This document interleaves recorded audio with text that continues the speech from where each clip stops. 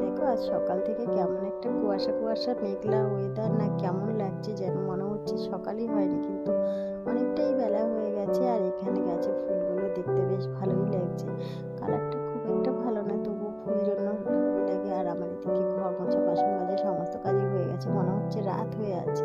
সেই কারণে সকালবেলা মনে হচ্ছে না। আর আমি শাকটা ধুতে হবে জন্যই একটু তাড়াতাড়ি করেই রান্নাঘরের কাজটা সেরে নিয়েছিলাম, কারণ শাকটা ধুতে অনেকটা সময় লাগে, পরিষ্কার করে না ধুলে পরে হয় না। আর এটা করবো আমি সর্ষে শাকটা করবো গোবিন্দভোগ চাল দিয়ে। আর শাক আমাদের বাড়ি খুব একটা হয় না, কেননা অনেকের বাড়ি দেখি রেগুলার শাক একটা চাই, কিন্তু আমাদের বাড়িতে খুব একটা শাক হয় না, সময় পাই না। শাক বাছতে ধুতে অনেকটা টাইম লাগে, সেই কারণে না শাকটা খুব একটা আমি করি না। আর মাটির শাক তো একদমই না। লাউ কুমড়োর শাক হলে একটু ঠিক আছে, ওপরকার শাকগুলো ভালো, কিন্তু ওই মাটিতে এই যে যেরকম সর্ষে শাক, পালং শাক, এই যে সব শাকগুলো না মাটিতে থাকে, একটু ভালো করেই পরিষ্কার করতে হয়। আর কিছুটা ভাত আছে, তাই ভাবছি যে কী করবো, ভাবলাম একটুখানি গোলা রুটি করি, কিন্তু আমাদের ঘরে যদি এইভাবে গোলা রুটি না করি না, কেউ খেতে চায় না। তাই ভাবলাম কি একটু চিজ দিয়ে দিই।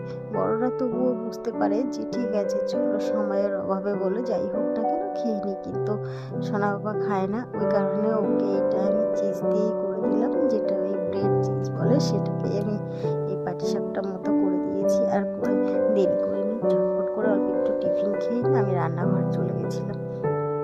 রান্নাগুলোকে গুছিয়ে নিয়েছি, কেননা বিকালে আমাদের একটু বেরোনোর আছে। আর ভাতটা আমি নামিয়ে রেখেছি। আর আমার আর সোনা বাবার জন্য দুটো মাছ ভাজা করে নিয়েছি। এখানে ওই যে গোবিন্দভোগ চাল দিয়ে সর্ষে শাক করে রেখেছি, এটা হলেই ভাতটা খাওয়া হয়ে যায় বেশ কিছুটা। আর এখানে আমি এই যে সরপুঁটি ছিল, সরপুঁটি দিয়ে মূলো দিয়ে ঝোল করেছি, এটা খেতে খুব ভালো লাগে।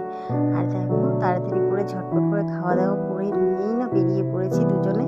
আর চলে এসেছি সোনা বাবার স্কুলে, ও অ্যানুয়াল প্রোগ্রাম আছে, ওই কারণেই এখানটায় চলে এসেছি। আর এখানে এসে দেখি সবাই চলে এসছে। আর ওই যে পুচকুটার দাদা না দিদি কেউ একজন আমার ছেলের সঙ্গে একই ক্লাসে পড়ে, ঠিক আমি বলতে পারবো না, কিন্তু দিতে আসে দেখি এই। আর এখানে দেখো পাশেই না মিকি ছিল, মিকিটা তো ফার্স্ট টাইম উঠেছিল, কিন্তু মিকিটাতে উঠে ও কখনো ওঠায়নি, তো ভয় পেয়েছিল। ভয় পেয়ে এটা কিন্তু ও চড়ে, কিন্তু এই জাম্পিংটাও ও ভয় পাচ্ছিল, যেহেতু ওইটাই ভয় পেয়েছে, সেই কারণে এটাতেও নিজে নিজে ভয় পাচ্ছিল। আর এখানে দেখো ডান্সগুলো পরপর করে হয়ে যাচ্ছিল, সোনাবাবুকে ডাকছিলাম কিন্তু আসছিল না, জন্য আমিও দেখতে পাইনি। যাই হোক একটু বুঝিয়ে বাজিয়ে নিয়ে এসেছি, যেহেতু এখানে সামনের ড্রোনটা চালিয়েছিল। আর ওনার ড্রোন ফার্স্ট টাইম কাছ থেকে দেখলো, দেখে ভীষণ খুশি হয়েছে, আমারও খুব ভালো লেগেছে। আমিও ফার্স্ট টাইমই বলতে পারো যে